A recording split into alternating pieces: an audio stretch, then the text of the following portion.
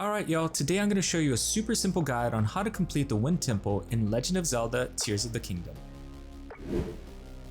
We're going to need to prepare 3 things: cold resistance items, arrows, and fire items. It's super cold in the Wind Temple, so you're going to need at least 2 pieces of cold resistance armor. You could also use spicy peppers or food to help you resist the cold, but then you'd be on a timer hoping the effects don't run out before you finish the temple. You should already have 1 piece of cold resistance clothing, since you get there a cake, snow pants, and a chest in the Great Sky Island during the intro of the game. For the second piece, I would buy the Snowquote tunic from the clothing shop in the Rito village because it's the cheapest of the items they have there. For arrows, I recommend buying as many as you can from Lookout Landing.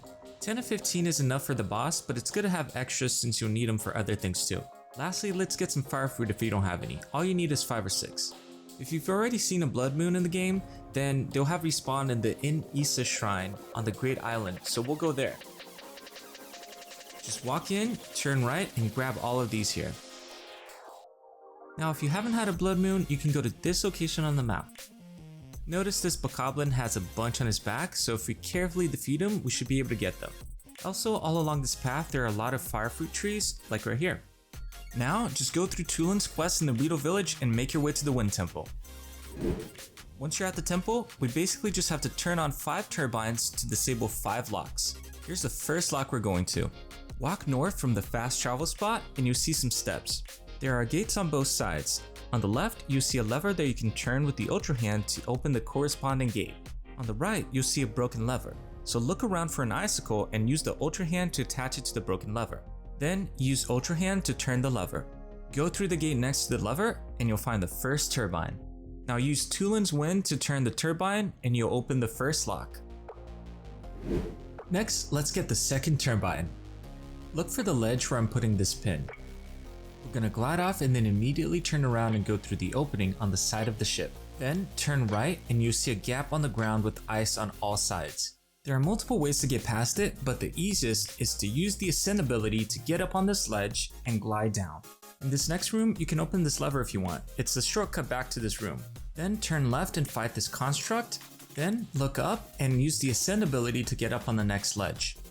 Up here, feel free to get the chest on the right, but we only need to go to the left. You're gonna reach a room with a pole coming down from the ceiling. Use the Ultra Hand to attach one of these discs to the pole like this. Then spin it around a few times and you see that it opens the gate while it's spinning. Now use recall in it so that it spins while you climb the ladder. Finally, climb the ladder, fight the construct, and there's the second turbine.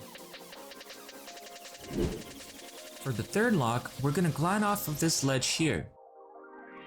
Similar to what we did before, turn back towards the boat and you'll see an opening full of icicles. Use a weapon to break through and go to the right. Kill a couple of keys here and then use recall on the device to get to the other side. Kill the construct here and then look at this mechanism. It's missing a piece at the end here, so we can shoot down an icicle and attach it between the gears like this. And that's the third turbine. From the fast travel point, head northwest to this ledge again.